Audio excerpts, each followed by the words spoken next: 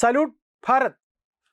Salute ഭാരതിലെ ഇന്ന് നമ്മോടൊപ്പമുള്ളത് മുതിർന്ന മാധ്യമപ്രവർത്തകൻ ശ്രീ TK രാജഗോപാലാണ്. സാർ നമസ്കാരം. നമസ്കാരം. നമസ്കാരം സാർ, തമിഴ്നാട് രാഷ്ട്രീയം ശരിക്കും ഇപ്പോൾ ദേശീയ രാഷ്ട്രീയത്തിൽ മറ്റേത് ഇന്ത്യ മുന്നണിയിലെ അല്ലെങ്കിൽ പോട്ടെ ഏത് ഘടകകക്ഷികളെ മറ്റു രാഷ്ട്രീയ പാർട്ടികളെ ശ്രദ്ധിക്കുന്നതിനേക്കാൾ ദേശീയ രാഷ്ട്രീയം വളരെയധികം ശ്രദ്ധിക്കപ്പെടുന്ന ഒരു പാർട്ടിയായി DMK മാറുന്നു. ഇതെന്ന് വെച്ചാൽ അവരുടെ സൈലൻസ്. അവർ ഇപ്പോൾ വളരെ നിശബ്ദരാണ്. കോൺഗ്രസ് കൈവിട്ടു, ഇന്ത്യ മുന്നണിയിൽ ഇപ്പോൾ ഇല്ല. സാർ, ഈ പറയുന്ന രീതിയിൽ BJP-യിലേക്ക് തന്നെ DMK പോകുമോ? ഈ തമിഴ്നാട് രാഷ്ട്രീയം, പ്രത്യേകിച്ച് തമിഴ്നാട്ടിലെ മുന്നണികള് DMK ആണെങ്കിലും ശരി, ADMK ആണെങ്കിലും ശരി, ഒരു ചെറിയ തിരുത്താണ് സാർ, ഒരു ചെറിയ തിരുത്തുണ്ട്. BJP-യിലേക്ക് പോകുമോ എന്നല്ല, അവർ മുന്നണി മാറുമോ എന്നാണ് എൻ്റെ ചോദ്യം. അതെ, പറഞ്ഞോളൂ സാർ. അതെ, അത് തന്നെയാണ്. ദ്രാവിഡ പൊളിറ്റിക്സ് എപ്പോഴും അങ്ങനെ തന്നെയാണ്. അവർക്ക് അവരുടെ കാര്യം, അവരുടെ നാട്, അവരുടെ രാഷ്ട്രീയ പ്രസ്ഥാനം, അതാണ് ആ സംസ്ഥാനത്തിന്റെ വളർച്ച. അതാണ് അവരുടെ ഒരു പ്രശ്നം. അത്തരം കാര്യങ്ങളിൽ അവർക്ക് താല്പര്യമുള്ളൂ. ഇപ്പൊ ദേശീയ രാഷ്ട്രീയത്തിൽ ഏതെങ്കിലും മുന്നണിയോട് ആരെങ്കിലും ഒരാളെ മുഖ്യമന്ത്രിയാക്കാം. ഇത്രയും കാലം സ്റ്റാലിന്റെ നിലപാട് എന്തായിരുന്നു? രാഹുൽ ഗാന്ധിയെ പ്രതിപക്ഷ നേതാവാക്കി, ഇനി അടുത്ത രാഹുൽ ഗാന്ധി ഇന്ത്യയുടെ പ്രധാനമന്ത്രിയായി കാണണം എന്നായിരുന്നു എന്റെ ആഗ്രഹം എന്നൊക്കെ പറഞ്ഞ് പല വേദികളിലും അദ്ദേഹം പ്രസംഗിച്ചിട്ടുണ്ട്, അല്ലേ? 10-20 വർഷത്തിലേറെയായി ആത്മാർത്ഥമായ സഹകരണവുമാണ്. അവരുമായിട്ട് നന്നായിട്ട് സഹകരിച്ചിട്ടാണ് അവർ പോയിക്കൊണ്ടിരുന്നത്. അപ്പൊ അതിൻ്റെതായ ഗുണങ്ങളെ അതായത് ആരാണോ ഭരണപക്ഷത്ത് നിൽക്കുന്നത് അവരുമായിട്ട് ചേർന്ന് നിന്നിട്ട് സംസ്ഥാനത്തിന് വേണ്ട ആനുകൂല്യങ്ങൾ നേടിയെടുക്കുക, അത്രയുള്ളവർക്ക്. എന്നാൽ 2014 ശേഷം നരേന്ദ്രമോദി അധികാരത്തിൽ വന്ന ശേഷവും അങ്ങനെ തന്നെയാണ്. പണ്ട് വാജ്പേയിയുടെ കാലത്ത് അവരുണ്ടായിരുന്നു, മുന്നണിയിലുണ്ടായിരുന്നു. NDA BJP-യുടെ മുന്നണിയിലുണ്ടായിരുന്നു. പിന്നീടാണ് കോൺഗ്രസ് അത് അകന്നത്. മൻമോഹൻ സിംഗിന്റെ ആ 2 ടേമിലാണ് അവർ മാറിയത്. അപ്പൊ അങ്ങനെ വന്നു കഴിഞ്ഞ സമയത്ത് രണ്ടാമത്തെ പ്രശ്നം ഇപ്പൊ ഇത് തന്നെയാണ്. നരേന്ദ്രമോദി വന്ന ശേഷവും ആനുകൂല്യങ്ങൾക്ക് അവര് എപ്പോഴും നരേന്ദ്രമോദിയോടൊപ്പമായിരുന്നു. തമിഴ്നാടിന് വേണ്ട എല്ലാ വികസന പദ്ധതികൾക്കും സാങ്ഷൻ മേടിക്കാനായിട്ട് മോദിയുമായിട്ട് ചെല്ലുമായിരുന്നു. മോദിക്കും സന്തോഷമായിരുന്നു. കാരണം വെച്ചാൽ സൗത്ത് ഇന്ത്യയിലെ ലോകത്തിലെ ഏറ്റവും കൂടുതൽ കമ്പനികള്, IT കമ്പനി ആണെങ്കിൽ ശരി, കാർ കമ്പനി, മാനുഫാക്ചറിങ് കമ്പനികളൊക്കെ തമിഴ്നാട്ടിലാണ് വന്നിരിക്കുന്നത്. അതിന്റെ കാരണം എന്ന് പറഞ്ഞു കഴിഞ്ഞാൽ അവിടെ ഈ ലേബർ ഡിസ്പ്യൂട്ട് ഇല്ല, തർക്കങ്ങളോ പ്രശ്നങ്ങളോ ഒന്നുമില്ല. ഇഷ്ടം പോലെ ലാൻഡ് ഉണ്ട്, ഭൂമി ഇഷ്ടം പോലെ കൊടുക്കാനുണ്ട്. അതുപോലെ തന്നെ കണക്ടിവിറ്റി ഭയങ്കരമാണ്. അത് റോഡാണെങ്കിലും ശരി, കടൽ മാർഗമാണെങ്കിലും അല്ലെങ്കിൽ വിമാനമാർഗമുള്ള കണക്ടിവിറ്റിയും കൂടുതലാണ് ഉള്ളത്. അപ്പൊ അങ്ങനെ വന്നു കഴിഞ്ഞപ്പോഴത്തേക്ക് ചീപ്പ് ലേബറും കൂടെ വന്നു കഴിഞ്ഞപ്പോഴത്തേക്ക് ആഗോള ഭീമന്മാര് വരെ തമിഴ്നാടിനെ കേന്ദ്രീകരിച്ചു. അപ്പൊ അത് വലിയ റവന്യൂ, സംസ്ഥാനത്തിന് വലിയ റവന്യൂ വന്നിട്ടുണ്ട്. അപ്പൊ അങ്ങനെയൊക്കെയുള്ള കാര്യങ്ങളേ ഉള്ളൂ. പിന്നെ ചില കൊച്ചു കൊച്ചു കാര്യങ്ങൾ ഇവര് പ്രശ്നങ്ങൾ ഉണ്ടാക്കും. ഒന്ന് തമിഴ് തായ് വഴി അവരുടെ ആ ഗാനം അവർക്ക് ആദ്യം ആലപിക്കണം. തമിഴ് ഭക്തി, മാതൃഭാഷയോടെ കാണിക്കുന്ന സ്നേഹം, ആ പാട്ട് അവർക്ക് ആലപിക്കണം. അതേപോലെ തന്നെ വന്ദേമാതരത്തിന്റെ പ്രശ്നം വന്നപ്പോൾ അവരാദ്യം പറഞ്ഞില്ല, ആദ്യം ഇത് വേണം. വന്ദേമാതരം മുഴുവൻ ചൊല്ലണോ വേണ്ട എന്നുള്ള കാര്യത്തിൽ ഇതൊരു തീരുമാനം എടുത്തിട്ടില്ല. പക്ഷെ നമ്മുടെ പാട്ട് ആദ്യം പാടണം എന്നുള്ള അങ്ങനെയൊക്കെ ചില കൊച്ചു കൊച്ചു ആവശ്യങ്ങൾ. അതുപോലെ ഹിന്ദി അടിച്ചേൽപ്പിക്കാൻ പറ്റത്തില്ല, തമിഴിനായിരിക്കണം പ്രയോറിറ്റി വേണ്ടത്. ഏത് തമിഴിന്റെയും ഇത് നോക്കുക, അവരെ സംബന്ധിച്ചിടത്തോളം അവരുടെ സംസാര ഭാഷയില്ല, അവൻ വലിയ വിദ്യാഭ്യാസവും ഒക്കെ നിലവാരവും ഒക്കെ ഉള്ള ആളായിരിക്കും. പക്ഷെ അവർ പരസ്പരം സംസാരിക്കുന്ന സമയത്ത് തമിഴിലാണ് സംസാരിക്കുന്നത്, അവരുടെ മാതൃഭാഷയിലാണ് സംസാരിക്കുന്നത്. അതൊരു സ്വത്വബോധമാണ് അവരെ സംബന്ധിച്ചിടത്തോളം. അത് ഉന്നത നിലയിലുള്ള ആളാണെങ്കിലും ശരി, താഴ്ന്ന നിലയിലുള്ള ആളാണെങ്കിലും ശരി, അപൂർവമായിട്ട് ചില ഹിന്ദി വാക്കുകൾ, ഇംഗ്ലീഷ് വാക്കുകൾ കടന്നു വരുമോ എന്നുള്ളതുള്ള, ബാക്കി കൂടുതൽ തമിഴാണ് അവർക്ക് വരുന്നത്. അപ്പൊ അങ്ങനെയുള്ള ഒരു കൾച്ചറുള്ള ഒരു സംസ്ഥാനമാണ്. അപ്പൊ അങ്ങനെ വന്നു കഴിഞ്ഞപ്പോഴാണ് അവർക്കിപ്പോ ഏറ്റവും വലിയ വിരോധം കോൺഗ്രസിനോട് വന്നിരിക്കുകയാണ്. കോൺഗ്രസ് കൂടെ നിന്ന്, അതായത് ഞാൻ നേരത്തെ പറഞ്ഞതുപോലെ രാഹുൽ ഗാന്ധിയെ പ്രധാനമന്ത്രിയാക്കാൻ വേണ്ടി അക്ഷീണമായിട്ട് ഞാൻ പരിശ്രമിക്കുമെന്ന് പറഞ്ഞ സ്റ്റാലിനെ ഒറ്റ രാത്രി കൊണ്ട് കോൺഗ്രസ് ചതിച്ചു എന്നാണ്. അതാണ് സ്റ്റാലിനും ഉദയനിധി സ്റ്റാലിനും DMK നേതാക്കന്മാരും പറയുന്നത്. ശരിയാണ്, പെട്ടെന്ന് പൊട്ടിമുളച്ചു വന്ന ഒരു രാഷ്ട്രീയ പ്രസ്ഥാനം എന്ന് പറയാനൊക്കത്തില്ല, ഒരു കൂട്ടായ്മയായിരുന്നു ഈ TVK എന്ന് പറയുന്ന തമിഴ് വെട്രി കഴകം, വിജയിയുടെ പാർട്ടി. ഒരു സിനിമാ നടൻ കുറച്ച് ആരാധകരെ സൃഷ്ടിച്ച ഒരു ഗ്രൂപ്പ് ഉണ്ടാക്കിയ ശേഷം അത് പെട്ടെന്നൊരു ഇതായിട്ട് മാറുന്നു. അവർ തമിഴ്നാട് ഇലക്ഷനിൽ വലിയ വിജയം നേടുന്നു. സ്റ്റാലിനെ പോലെയുള്ള വലിയ തമിഴ്നാട് രാഷ്ട്രീയത്തിലെ വലിയ അധികായന്മാർ താഴെ വീഴുകയും ചെയ്യുന്നു, അതായത് തോറ്റുപോവുകയും ചെയ്യുന്നു. അങ്ങനെ വന്നു കഴിഞ്ഞപ്പോഴത്തേക്ക് കോൺഗ്രസ് എന്ത് ചെയ്തു? പിറ്റേ ദിവസം തന്നെ അവർ നിലപാടങ്ങ് മാറ്റി. അന്നേ വരെ കൂടെ നിന്ന് സ്റ്റാലിനെ തള്ളിക്കളഞ്ഞു. അത് DMK തള്ളിക്കളഞ്ഞിട്ട് അവർ വിജയിയുമായിട്ട് ചേർന്നിട്ട് 5 MLA ഉള്ളൂ എങ്കിൽ പോലും മന്ത്രിസ്ഥാനവും വാങ്ങിച്ചിട്ട് അവർ തമിഴ്നാട് ഭരിക്കുകയാണ്. ഈ തമിഴിന്റെ ഉള്ളിൽ അവരുടെ പറഞ്ഞില്ലേ, അവരുടെ ആ വൈരാഗ്യം നിൽക്കത്തില്ല. അന്ന് മുതൽ ശക്തമായ പ്രശ്നങ്ങളാണ് ഉണ്ടാകുന്നത്. അതായത് രാഷ്ട്രീയപരമാണ്. അത് ലോക്സഭയിൽ അത് കണ്ടു കഴിഞ്ഞു. ഈ ഇവര് മാറിക്കഴിഞ്ഞതിന്റെ പിറ്റേ ദിവസം തന്നെ പിന്നെ കനിമൊഴി കത്ത് കൊടുത്തു. ലോക്സഭാ സ്പീക്കർക്ക് കത്ത് കൊടുത്തു. കോൺഗ്രസുമായിട്ട് എല്ലാ ബന്ധങ്ങളും ഉപേക്ഷിച്ചിരിക്കുന്നു, ഞങ്ങളെ ഇനി പ്രതിപക്ഷ ബ്ലോക്കിൽ ഇരുത്തണ്ട, DMK MP പ്രത്യേക ബ്ലോക്കായിട്ട് ഞങ്ങൾ ഇരുന്നോളാം. ലോക്സഭയിലാണെങ്കിലും ശരി, രാജ്യസഭയിൽ. അവർക്ക് 22 MP കേട്ടോ. അതായത് പിന്നെ കോൺഗ്രസ് കഴിഞ്ഞാൽ, SP കഴിഞ്ഞാൽ പിന്നെ തൃണമൂലായിരുന്നുണ്ടായിരുന്ന തൃണമൂൽ കോൺഗ്രസിനെ പിന്നെ BJP സർവനാശം വരുത്തി കളഞ്ഞു. അവരുടെ ഏതാണ്ട് 28 MP 26 പേരും ഇപ്പുറത്തേക്ക് മാറിയിട്ടുണ്ടെന്നാണ് പറയുന്നത്. അപ്പൊ പിന്നീടുള്ളത് വളരെ സ്ട്രോങ് ആയിട്ട് അടിത്തറയുണ്ടായിരുന്ന ഒരു കക്ഷി ഇവരായിരുന്നു, DMK ആയിരുന്നു. അപ്പൊ DMKക്ക് 22 MP നിസ്സാരമല്ല അവിടെ പാർലമെന്റിനെ സംബന്ധിച്ചിടത്തോളം. BJPക്ക് ഭൂരിപക്ഷം ഉണ്ടാകുന്ന കാര്യത്തിൽ. അപ്പൊ അങ്ങനെ വന്നു കഴിഞ്ഞപ്പോഴാണ് DMKക്ക് ഇനി ഒരു പൊസിഷൻ എടുത്തെങ്കിലേ പറ്റത്തുള്ളൂ. തമിഴ്നാട് രാഷ്ട്രീയത്തിൽ എവിടെങ്കിലും അവർക്കൊരു പൊസിഷൻ എടുക്കണം. ഇപ്പൊ ഇന്ത്യ അവരെവിടെ നിന്ന് ചോദിച്ചു കഴിഞ്ഞാൽ, ഇപ്പൊ ഇല്ലത്തുനിന്ന് ഇറങ്ങി അമ്മാത്ത് ചെന്നില്ല എന്ന് പറഞ്ഞൊരു അവസ്ഥയിലാണ് ഇപ്പൊ അവർ നിൽക്കുന്നത്. അവരെ സംബന്ധിച്ചിടത്തോളം അവർക്ക് ഇന്ത്യ മുന്നണിയിൽ ഇല്ല. ഇനി ഇന്ത്യ മുന്നണിയുമായിട്ട് ഒരു സഹകരണവും ഇല്ലെന്ന് അവർ പരസ്യമായിട്ട് എല്ലാ നേതാക്കന്മാരും പ്രഖ്യാപിച്ചു കഴിഞ്ഞു.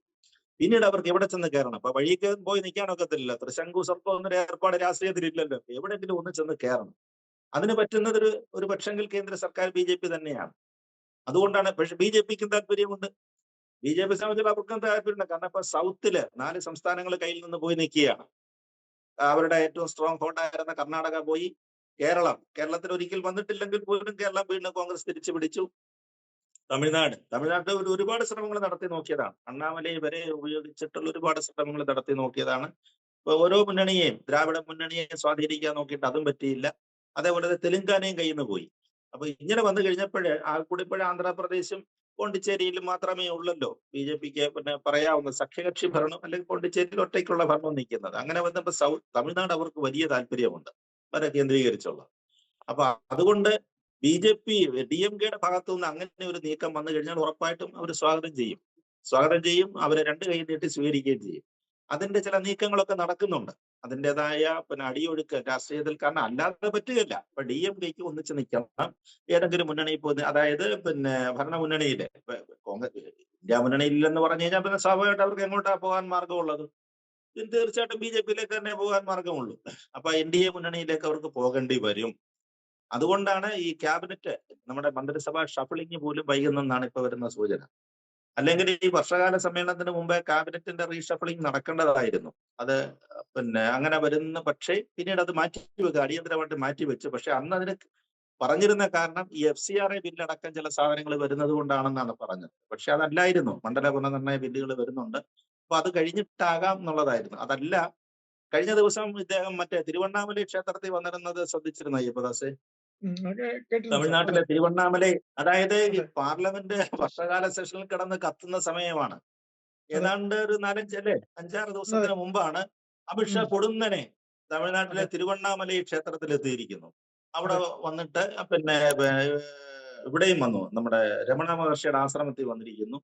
അപ്പൊ അങ്ങനെ കുറച്ച് സന്ദർശനങ്ങൾ അത്രയും വളരെ പെട്ടെന്ന് അവിടെ ചെയ്യുന്നുണ്ട്. അതാണ് പറഞ്ഞത്, തമിഴ്നാടിന്റെ ചുമതല പിന്നെ ഇദ്ദേഹത്തിനാണ്, അമിത്ഷായ്ക്കാണ് ചുമതല കൊടുത്തിരിക്കുന്നത്. ആ സംസ്ഥാനം പിടിച്ചെടുക്കേണ്ട ചുമതല, അതായത് പശ്ചിമ ബംഗാൾ കഴിഞ്ഞ ശേഷം അദ്ദേഹം തന്നെ നേരത്തെ പ്രഖ്യാപിച്ചതാണ്, എന്റെ ആദ്യത്തെ ലക്ഷ്യം പശ്ചിമ ബംഗാളാണ്, അത് കഴിഞ്ഞാൽ ഞാൻ തമിഴ്നാട് പിടിച്ചെടുക്കുവാണ്. അപ്പൊ അതുകൊണ്ട് ഇതിനെയെല്ലാം നമ്മൾ കൂട്ടി വായിക്കണം. അതേപോലെ തന്നെയാണ് ഇപ്പം ഇവർക്ക് സംഭവിച്ചിരിക്കുന്നത്. ഈ FCRA ബില്ലിനെ ഈ വിജയ് പാർട്ടി ശക്തമായിട്ട് എതിർക്കുകയാണ്. അവര് കഴിഞ്ഞ ദിവസം നിയമസഭ പ്രമേയം പാസ്സാക്കി. FCRA നിയമം ഒരു കാരണവശാലും പാസ്സാക്കാൻ ഞങ്ങൾ സമ്മതിക്കുകയില്ല. സമ്മതിക്കാൻ അവർക്ക് വലിയ അംഗബലമൊന്നുമില്ല, പക്ഷെ തമിഴ്നാടിന്റെ പ്രതിഷേധം ഞങ്ങൾ അറിയിക്കുമെന്നാണ് പറഞ്ഞത്. കാരണം അവിടെ പറയുന്നത് പിന്നെ ഈ വിദേശ ഫണ്ടുകളൊക്കെ ധാരാളമായിട്ട് വരുന്നത് കൊണ്ടാണ് തമിഴ്നാട്ടിൽ ചില കേന്ദ്രങ്ങൾ കേന്ദ്രീകരിച്ച് ചില പ്രവർത്തനങ്ങൾ, അതായത് ഇവാഞ്ചലിക്കൽ വർക്കുകൾ ധാരാളമായിട്ട്, ഇവാഞ്ചലിക്കൽ പ്രവർത്തനങ്ങൾ, സുവിശേഷ പ്രവർത്തനങ്ങൾ ധാരാളമായിട്ട് നടക്കുന്നുണ്ട്. തമിഴ്നാടിന്റെ കോസ്റ്റൽ ഏരിയ നടക്കുന്നുണ്ട്. വിജയുടെ പാർട്ടിക്ക് അവിടെയൊക്കെ നല്ല സ്വാധീനം ഉണ്ടാക്കുന്നുണ്ട്, അവർക്ക് നല്ല സ്വാധീനം ഉണ്ടാകുന്നുമുണ്ട്. പക്ഷെ DMKക്ക് ഇപ്പോൾ ഒരു തിരിച്ചറിവ് വന്നിരിക്കുകയാണ്. DMKക്ക് ഉണ്ടായിരിക്കുന്ന പ്രശ്നം എന്ന് പറഞ്ഞു കഴിഞ്ഞാൽ അവരെന്നും ഈ സനാതന ധർമ്മത്തെ എതിർത്തുകൊണ്ട് നടന്നവരാണ്.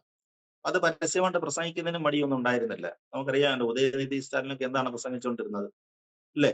സനാതന അതെ. ധർമ്മം എന്ന് പറയും. അതിനെതിരെ രൂക്ഷമായ ഭാഷയിലാണ്, ഏറ്റവും നമ്മൾ പറയാം ഏറ്റവും വൾഗറായ വൃത്തികെട്ട ഭാഷയിൽ വരെ അതിനെ ഉപമിച്ച് സംസാരിച്ച ആളുകളായിരുന്നു ഈ ഉദയനിധി സ്റ്റാലിനൊക്കെ എന്ന് പറയും. പക്ഷെ ഇപ്പൊ അവർക്കത് ഒരു കാര്യം മനസ്സിലായി, അവരെക്കാട്ടിൽ ഗ്രേഡ് കൂടി പറയാനോ അല്ലെന്നുണ്ടെങ്കിൽ ഈ സനാതന ധർമ്മത്തിന് വേണ്ട അതിന് വിരുദ്ധമായ സ്റ്റാൻഡ് എടുക്കുന്നതിനോ വിജയിയുടെ അല്ലെങ്കിൽ പാർട്ടി TVK തയ്യാറായി മുന്നോട്ട് വരികയാണ്. അങ്ങനെ വരുമ്പോൾ ഞങ്ങൾക്ക് എന്താണ് സ്റ്റാൻഡ്? പിന്നെ അവിടുത്തെ ഈ ജനസംഖ്യയുടെ ഏറ്റവും ഭൂരിപക്ഷമായ ഹിന്ദു സമുദായത്തിനെ പ്രീണിപ്പിക്കുക എന്നുള്ളതേ ഉള്ളൂ, അല്ലെങ്കിൽ അവരോടൊപ്പം നിൽക്കുക, അവരുടെ താല്പര്യത്തിനോടൊപ്പം നിൽക്കുക. അതുകൊണ്ടാണ് DMKക്ക് അങ്ങനെയും ഒരു മനംമാറ്റം സംഭവിക്കുന്നുണ്ട്. അത്തരത്തിലൊരു മാറ്റവും DMKയിൽ ഉണ്ടായി വരുന്നുണ്ടെന്നാണ് സൂചന വരുന്നത്. അങ്ങനെ വരുമ്പോൾ തീർച്ചയായിട്ടും അതുകൊണ്ട് അതായത് എവിടെയെങ്കിലും ഒരു പൊസിഷൻ ഉറപ്പിക്കണം, ഏതെങ്കിലും ഒരു സാർ ഞാൻ ഇടയ്ക്കൊന്ന് ചോദിച്ചോട്ടെ സാർ, ഞാൻ സാറ് തന്നെ പറയുമോ എന്നാണ് ഞാൻ നോക്കിയിരുന്നത്. സാർ കനിമൊഴി അങ്ങനെയെങ്കിൽ കേന്ദ്രമന്ത്രി ആകുമോ? സാധ്യത കനിമൊഴിക്കാണ്. സാധ്യത അതിനകത്ത് ഉള്ളതിലെ ഏറ്റവും സാധ്യത, കാരണം വെച്ചാൽ അത് കരുണാനിധി കുടുംബത്തിൽ നിന്ന് തന്നെയാണല്ലോ. കരുണാനിധി കുടുംബത്തിൽ നിന്ന് തന്നെയാണ്, സ്റ്റാലിന്റെ സഹോദരിയാണ്. അപ്പൊ അങ്ങനെ വരുമ്പോഴേ പാർട്ടിയെ നിയന്ത്രിക്കാൻ എക്സ്പീരിയൻസ്ഡും ആയി കഴിഞ്ഞു, വളരെയേറെ അനുഭവ സമ്പത്തും ആയി കഴിഞ്ഞു. അതേപോലെ തന്നെ തൂത്തുക്കുടി കേന്ദ്രീകരിച്ച് ഇപ്പൊ എത്ര കേന്ദ്ര പദ്ധതികളാണ് വന്നുകൊണ്ടിരിക്കുന്നത്. അവരുടെ മണ്ഡലമാണ്, അവിടുത്തെ പാർലമെന്റ് അംഗമാണ് കനിമൊഴി. അവിടെ കേന്ദ്രീകരിച്ച് ഷിപ്പിംഗ് മേഖലയുമായിട്ട് ബന്ധപ്പെട്ട് ഒരുപാട് പ്രോജക്റ്റുകൾ അനൗൺസ് ചെയ്യുകയാണ്. നമ്മുടെ കൊച്ചി കപ്പൽശാലയും അങ്ങോട്ട് പോയിട്ടുണ്ട്. അത് കഴിഞ്ഞ ദിവസം കണ്ടിരുന്നില്ലേ, എന്റെ വാർത്ത കണ്ടിരുന്നില്ലേ? ആദ്യഘട്ടത്തിൽ ഏതാണ്ട് 15,000 കോടി രൂപയുടെ വലിയ 2-3 സ്റ്റേജ് എക്സ്പാൻഷൻ ആണ് അവിടെ വരുന്നത്, തൂത്തുക്കുടി വരാൻ പോകുന്നത്. അതിനൊക്കെ കേന്ദ്ര ക്ലിയറൻസും വന്നു കഴിഞ്ഞു. അപ്പൊ അങ്ങനെ വന്നു കഴിയുമ്പോൾ അവരുടെ ഫസ്റ്റ് പ്രയോറിറ്റി നിൽക്കുന്ന ആള് പിന്നെ കനിമൊഴി തന്നെ ആയിരിക്കും. കാരണം സ്റ്റാലിനും ആൾക്കാർക്ക് സന്തോഷമായിരിക്കും. കാരണം മറ്റാരുമല്ല, സ്വന്തം സഹോദരി തന്നെയാണ് ആ സ്ഥാനത്തേക്ക് വരാൻ പോകുന്നത്. സ്റ്റാലിനും ഉദയനിധി എപ്പോഴും തമിഴ്നാട് കേന്ദ്രീകരിച്ച് നിൽക്കാനേ അവർ താല്പര്യപ്പെടുന്നുള്ളൂ. അവർക്ക് വലിയ താല്പര്യം ഉണ്ടായിരുന്നെങ്കിൽ ഒരു പക്ഷേ സ്റ്റാലിന് നേരത്തെ പോകാൻ പറ്റുമായിരുന്നു. അതുപോലെ തന്നെയാണ് സഹോദരിയുടെ മക്കള്, പിന്നെ കരുണാനിധിയുടെ സഹോദരിയുടെ മക്കളായ മാരൻ ബ്രദേഴ്സും ഇപ്രാവശ്യം എനിക്ക് തോന്നുന്നില്ല. കാരണം അവരെ സംബന്ധിച്ചിടത്തോളം അവർ തമ്മിൽ ചില സൺ TVയുമായിട്ട് ബന്ധപ്പെട്ട ചില തർക്കങ്ങളും വിഷയങ്ങളും ഒക്കെ ഉണ്ടായിരുന്നത് വലിയ പ്രശ്നമായിരുന്നു. അതൊക്കെ ഒരുവിധം സ്റ്റാലിനാണ് ആ പ്രശ്നങ്ങളൊക്കെ പരിഹരിച്ചത്. കോടതി വന്ന കേസൊക്കെ സ്റ്റാലിനാണ് ഇടപെട്ട് അവന്റെ പരിഹരിച്ചത്. അപ്പൊ അതുകൊണ്ട് കനിമൊഴിക്ക് തന്നെയാണ് സാധ്യത. സാർ അപ്പൊ നമ്മള് അതില് സാർ നമ്മള് അതിശയിക്കേണ്ട കാര്യം ഇല്ല. കാര്യം സാറ് തന്നെ തുടക്കത്തിൽ പറഞ്ഞ പോലെ AB വാജ്പേയിക്ക് ഒപ്പം നിന്നവരാണ്. അന്ന് BJP സർക്കാരിനൊപ്പം നിന്ന DMK ആണ്. ചരിത്രം പരിശോധിച്ചാൽ ഇപ്പോൾ സാറിനെ പോലെ തന്നെ ഈ തമിഴ്നാട്ടിലെ സീനിയർ ജേർണലിസ്റ്റുകളായ പലരും മറ്റു പല ചാനലുകളിലൊക്കെ സംസാരിക്കുമ്പോൾ നമ്മൾ കേട്ടിട്ടുള്ളത് അങ്ങനെ ഒരു എത്തിക്സ് ഒന്നും DMK സംബന്ധിച്ച് ഇപ്പോൾ ഇല്ല. DMK എപ്പോൾ വേണോ ചാടും, അവരൊക്കെ സംസാരിച്ച് കേട്ടതാണ്. പിന്നെ നമ്മൾ വായിച്ചറിവ് കേട്ടറിവൊക്കെയാണ്. അതുകൊണ്ട് DMK തീർച്ചയായിട്ടും BJP മുന്നണിയിലേക്ക് കൊണ്ടുവരാൻ, NDA മുന്നണിയിലേക്ക് കൊണ്ടുവരാനുള്ള സാധ്യത തന്നെയാണ് തെളിയുന്നത് എന്ന് തന്നെ നമുക്ക് ഈ വീഡിയോയിൽ പറഞ്ഞു വെക്കാം, അല്ലേ സാർ? തീർച്ചയായിട്ടും. കാരണം ഞാൻ പറഞ്ഞില്ലേ, അവർക്ക് എത്തിക്സിന്റെ പ്രശ്നമല്ല, അങ്ങനെയല്ല ഇതിനെ കാണേണ്ടത്. അതായത് അവരെ സംബന്ധിച്ചിടത്തോളം തമിഴ്നാടിന്റെ താല്പര്യം, തമിഴ് ജനതയുടെ താല്പര്യം, ദ്രാവിഡ കക്ഷികളുടെ താല്പര്യം, സാർ അത് ഒരു വശത്തുകൂടെ സ്വന്തം നാട്ടിനോടുള്ള താല്പര്യം ശരി തന്നെയാണ്. പക്ഷെ ദ്രാവിഡ മുന്നേറ്റ കഴകം എന്ന് പറഞ്ഞുകൊണ്ട് തമിഴ്നാട്ടിലെ സാധാരണക്കാരെ ഇവർ പറ്റിച്ചതിന്റെ ഫലമാണ് ഇവർക്ക് 2 ടേം കഴിഞ്ഞിട്ട് ഇപ്പൊ ഭരണം കിട്ടാതെ പോയത്. സ്റ്റാലിന് എന്തുകൊണ്ട് ഭരണം കിട്ടിയില്ല? അവിടെ TVK എന്ന് പറയുന്ന സാറ് നമ്മളിപ്പോൾ സംസാരിച്ച് പറഞ്ഞൊരു ഫാൻസ് തമിഴ് വെട്രി ഘടകം തന്നെ ജയിച്ച എന്തുകൊണ്ടാണ്? അപ്പൊ അതുകൊണ്ട് അതിനെക്കുറിച്ച് പറയണ്ട. അവരുടെ ദ്രാവിഡ മുന്നേറ്റ കഴകം എന്ന സ്നേഹം ഒരു കപടത തന്നെയല്ലേ സാർ? സാറിന് എന്ത് തോന്നുന്നത് ഒരു പരിധി വരെ? ഇപ്പോൾ ഇവിടെ 2 പ്രശ്നങ്ങളുണ്ടായി. ഇപ്പൊ MGR എങ്ങനെയാണ് ഇതിനെ മലർത്തി അടിച്ചത്? DMK ഉണ്ടായിരുന്നു, അവസാനം സ്വന്തമായിട്ട് കരുണാനിധിയുമായിട്ട് തെറ്റി ADMK ഉണ്ടാക്കിയ ശേഷം MGRന് എങ്ങനെ തമിഴ്നാട് പിടിച്ചെടുക്കാൻ പറ്റി? ശരിയാണ്, ADMK എന്നൊക്കെ പറഞ്ഞിട്ടാണ്, തമിഴ്നാടിന്റെ മറ്റേ DMKയുടെ മറ്റൊരു രൂപം എന്ന് പറഞ്ഞിട്ടാണെങ്കിലും പോപ്പുലാരിറ്റി വലിയ പ്രശ്നമാണ്. സിനിമ ഫാൻസ് എന്ന് പറയുന്നത് അവർ തമിഴ്നാട്ടിൽ വലിയൊരു ഘടകം തന്നെയാണ്. MGRന്റെ മരണശേഷം പിന്നെ ജയലളിതയ്ക്ക് എങ്ങനെ പിടിച്ചെടുക്കാൻ പറ്റി? ജയലളിതയ്ക്ക് എന്താ അങ്ങനെയുള്ള രാഷ്ട്രീയ പശ്ചാത്തലവും വലുതായിട്ടൊന്നും ഇല്ലായിരുന്നു. അദ്ദേഹത്തിനോടൊപ്പം നിഴലായിട്ട് നിന്നു എന്നുള്ളത് മാത്രമേ ഉള്ളൂ, അദ്ദേഹത്തിന്റെ നായികയായിരുന്നു എന്നുള്ളത് മാത്രമേ ഉള്ളൂ. അപ്പൊ ഈ സിനിമയുമായിട്ട് ബന്ധപ്പെട്ട ഒരു രാഷ്ട്രീയം തമിഴ്നാട്ടിലുണ്ട്, അത് നമ്മൾ അംഗീകരിച്ചെങ്കിലേ പറ്റുള്ളൂ. ആ കൾച്ചർ ഇല്ലാത്ത 2 വ്യക്തികളാണ് സ്റ്റാലിനും ഉദയനിധിക്ക്. ഒരു പരിധി വരെയാണ്, അദ്ദേഹം ചില പ്രൊഡ്യൂസറോ ചില 1-2 സിനിമയിലൊക്കെ മുഖം കാണിച്ചു എന്നുള്ളത്. ഉദയനിധി തമിഴിൽ ഒരു സ്റ്റാർ ഒന്നുമല്ല, അത്തരത്തിലുള്ള സിനിമ വാല്യൂ ഒന്നും അദ്ദേഹത്തിന് ഇല്ല, അങ്ങനെ ഒരു ഘടകമില്ല. അതാണ് അവരുടെ പരാജയത്തിലേക്ക് സംഭവിച്ചത്. എന്നാൽ വിജയ് ഇത് നമ്മൾ പറയുമ്പോൾ രാഷ്ട്രീയമൊന്നുമില്ല. എന്താണ് വിജയുടെ രാഷ്ട്രീയം? 2023 ഇത് ഈ കൂട്ടായ്മ തന്നെ ഉണ്ടാകുന്നത്. എന്നിട്ട് അത് ഫോം ചെയ്ത് വന്നതിന് 25 ഇങ്ങനെ അത്യാവശ്യം കാര്യങ്ങളൊക്കെ കയറി വരുന്നുണ്ട്. ഇപ്പൊ തന്നെ അതിന് യൂണിറ്റുകൾ ഒന്നുമില്ല അല്ലേ? യൂണിറ്റുകളൊന്നുമില്ല. നേരത്തെ ഒരു വീഡിയോയിൽ പറഞ്ഞതാണ്, MLA പോലും TVKയുടെ MLA പോലും മണ്ഡലം മാറിയാണ് പ്രസംഗിച്ചത്. അദ്ദേഹത്തിന് സ്വീകരണത്തിന് വിളിച്ചതാണ്. അതെ. പക്ഷെ അദ്ദേഹത്തിന്റെ സ്ഥലം എവിടാണെന്ന് പോലും അറിഞ്ഞില്ല. കുറച്ച് കഴിഞ്ഞപ്പോ ആരോ വിളിച്ചു പറഞ്ഞു, സാർ ഇവിടുത്തെ MLA അല്ല അപ്പുറത്തെ MLA ആണെന്ന്. കാരണം അത്രയും ഉണ്ട് അവരെ സംബന്ധിച്ചിടത്തോളം. ഒന്നും രൂപപ്പെട്ടു വന്നിട്ടില്ല, കാര്യങ്ങളൊന്നും രൂപപ്പെട്ടു വന്നിട്ടില്ല. പക്ഷെ ഏതായാലും വിജയുടെ സാർ പറഞ്ഞില്ലേ വാല്യൂ. അതെ അതെ സാർ. അപ്പോൾ ഏതായാലും സാർ നമുക്ക് നമ്മുടെ സംസാരം അവസാനിപ്പിക്കുമ്പോൾ ചിലപ്പോൾ അടുത്ത ആഴ്ച നമ്മൾ സംസാരിക്കുമ്പോൾ മന്ത്രിസഭാ വികസനത്തിൽ നമ്മളെ പിന്നെ ഈ നമ്മൾ പറഞ്ഞത് തന്നെ യാഥാർത്ഥ്യമാകും എന്ന് തന്നെ നമുക്ക് ധരിക്കാം അല്ലേ? കനിമൊഴി ഏതെങ്കിലും നല്ലൊരു വകുപ്പിൻ്റെ മന്ത്രി ആയിക്കൊണ്ട് ഉള്ള പ്രഖ്യാപനം NDA മുന്നണി, BJP സർക്കാർ, അമിത്ഷാ, അതോടൊപ്പം നരേന്ദ്രമോദി ഒക്കെ അടങ്ങുന്ന ടീമിലേക്ക് കനിമൊഴിയും വരും. ഇനി വരുന്ന ബാക്കി അവശേഷിക്കുന്ന കാലയളവിൽ കനിമൊഴി മന്ത്രിയായി ഉണ്ടാകും എന്ന് തന്നെ നമുക്ക് ധരിക്കാം അല്ലേ സാർ? DMK മുന്നണിയിലേക്ക് മാറും.